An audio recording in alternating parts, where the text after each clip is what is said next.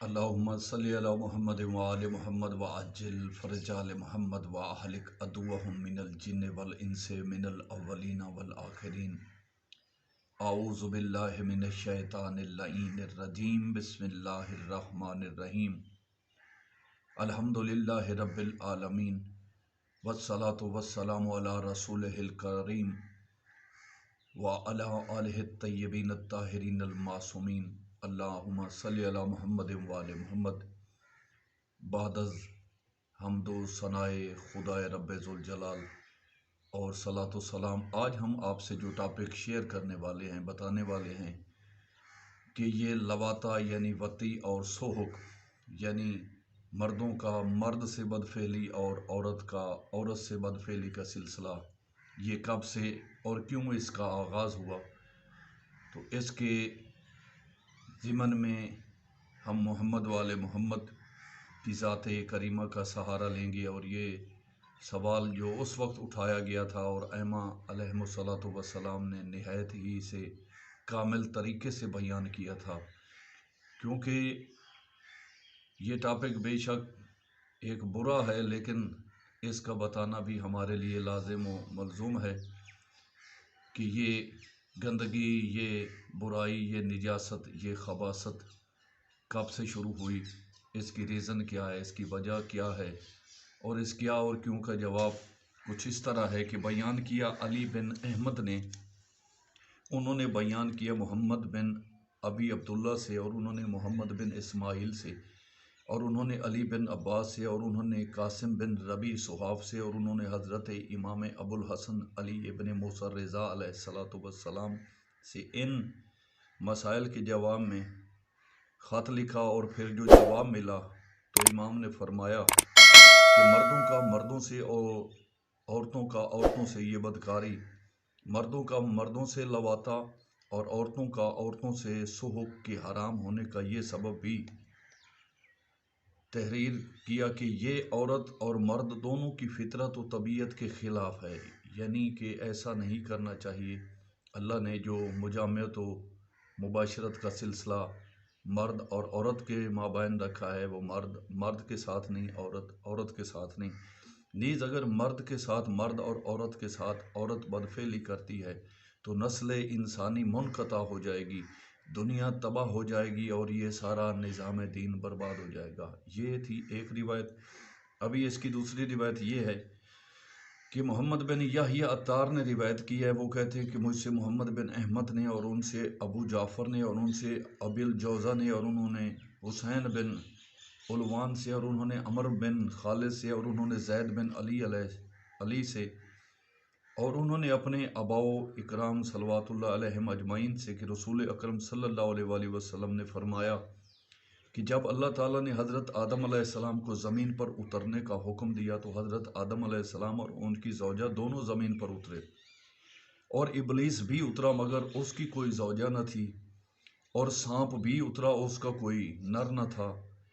پس سب سے پہلے جس نے خود اپنے آپ سے لواطہ کیا وہ ابلیس ملعون تھا، اور اس کی ذریت خود اس سے ہی پیدا ہوئی، اور اسی طرح سانپ اور حضرت آدم علیہ السلام کی ذریت ان کی زوجہ سے پیدا ہوئی، اور دونوں کو بتا دیا گیا کہ ابلیس اور سانپ تم دونوں کے دشمن ہیں، یعنی کہ اللہ پاک نے سرکار آدم و حوا کو یہ بتا دیا تھا کہ یہ تمہاری اور تمہاری ذریت کے دشمن ہوں گے، ابلیس اور سانپ۔ اسی طرح ایک اور روایت ہے، موسیٰ بن متوکل کہتے ہیں کہ مجھ سے عبداللہ بن جعفر نے، اور وہ کہتے ہیں کہ مجھ سے محمد بن حسین نے، اور وہ کہتے ہیں کہ مجھ سے محمد بن ابی نصر نے، اور وہ کہتے ہیں کہ مجھ سے اوبان بن عثمان نے، اور وہ کہتے ہیں کہ مجھ سے ابو بصیر نے، اور انہوں نے امامین علیہم الصلاۃ والسلام میں سے کسی ایک ہستی سے، اور وہ فرماتے ہیں کہ حضرت لوط کے اس قول کے متعلق دریافت کیا گیا جو قرآن پاک میں ہے، سورۃ اعراف آیت نمبر 80، اتاتون الفاحشۃ ما سبقکم بہا من احد من العالمین، تم لوگ ایسے برے کام کا ارتکاب کر رہے ہو کہ عالمین میں سے کسی ایک نے بھی اب تک ایسا کام نہیں کیا۔ تو آپ علیہ السلام نے فرمایا کہ ابلیس، یعنی ابھی ہم یہ بتانا چاہتے ہیں کہ یہ لواطہ کب سے شروع ہوا، تو یہ سٹارٹنگ اس کی ہے کہ ابلیس حسین اور زنانی شکل میں حسین لباس میں قوم لوط کے نوجوانوں کے پاس آیا اور کہا کہ تم لوگ میرے ساتھ بدفعلی کرو۔ ہاں، اگر وہ کہتا کہ میں تم لوگوں کے ساتھ بدفعلی کروں گا تو وہ لوگ کبھی تیار نہ ہوتے، اس لیے انہوں نے ان لوگوں سے کہا، یعنی شیطان نے ان لوگوں سے کہا تم لوگ میرے ساتھ بدفعلی کرو۔ جب وہ لوگ اس کے عادی ہو گئے تو پھر وہاں سے چل دیا، اور اب لوگ ایک دوسرے کے ساتھ بدفعلی کرتے ہیں، یعنی یہ سٹارٹنگ ہو گئی۔ یعنی یہ سب سے پہلے یہ سلسلہ اس خبیث نے حضرت لوط علیہ السلام کی قوم کے ذریعے سے شروع کروایا۔ اور اس کی میں لاسٹ جو ہے وہ کافی کامل اور رزلٹ بری روایت ہے کہ محمد بن یحییٰ عطار کہتے ہیں کہ مجھ سے محمد بن احمد نے، اور انہوں نے موسیٰ بن جعفر سعد آبادی سے، اور انہوں نے علی بن معبد سے، اور انہوں نے عبید اللہ دہقانی سے، اور انہوں نے ابل مغرہ کے بھائی عطیہ سے، اور انہوں نے امام صادق علیہ السلام سے تذکرہ کیا۔ ان مردوں کا جو منقوع اور مفعول ہوتے ہیں، تو آپ علیہ السلام نے فرمایا کہ اللہ تعالیٰ اس بلا میں کسی ایک کو بھی مبتلا نہ کرتا کہ جس کی اسے حاجت ہو۔ ان لوگوں کے مقدمے سرنگ و رحم ہوتا ہے، ان کی مقدمے وہی حیا اور شہوت ہوتی ہے جو عورتوں میں ہوتی ہے۔ ابلیس کی اولاد جس کو زوال کہتے ہیں، ان کے نطفے میں شریک ہوتی ہے، اور اس کی شرکت سے اگر لڑکا پیدا ہوتا ہے تو وہ منقوع و مفعول بنتا ہے، اور اگر لڑکی پیدا ہوتی ہے تو وہ بانجھ ہوتی ہے۔ اور وہ مرد جو اس کا فاعل ہوتا ہے وہ 40 برس کے سن تک بھی اگر پہنچ جائے تو اسے ترک نہیں کرتا۔ وہ لوگ، یعنی ایسے لوگ جن کے یہ بدفعلی کے پروگرام ہوتے ہیں، یہ قوم سدوم کے بقیہ ہیں، یعنی وہاں سے بچے ہوئے۔ امام کہتے ہیں کہ میرا مطلب یہ نہیں ہے کہ وہ ان کی اولاد ہیں، بلکہ یہ انہی کی طینت و عادت جیسے ہیں۔ راوی کا بیان ہے کہ میں نے عرض کیا سدوم سے مراد وہی تو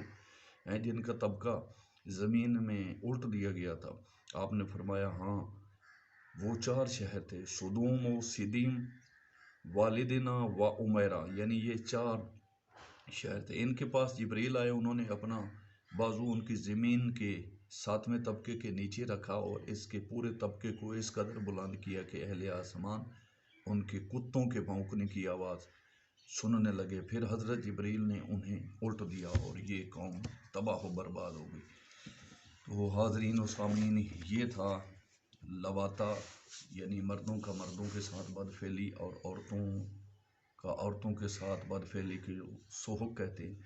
تو اللہ پاک ہمیں اس بدفعلی سے بچائے۔ مالک کائنات ہمیں